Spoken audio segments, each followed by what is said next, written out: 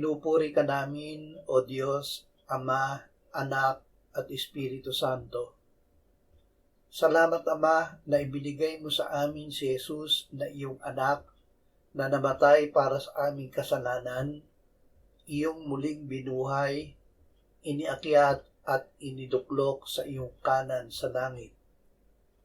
Salamat na ibinigay mo sa amin ang iyong banal na Espiritu at sa pamamagitan niya ay ibinuhos mo ang iyong pag-ibig sa aming puso. Ama, kami ay nilikha mo na kalarawan mo. Ngunit kami ay winasak ng kasalanan.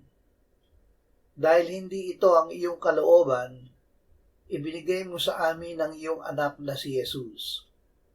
Kami na sumampalataya sa Kanya ay binigyan mo ng bagong pagkatao na nilikha mong muli upang maging kalarawan niya. Amen.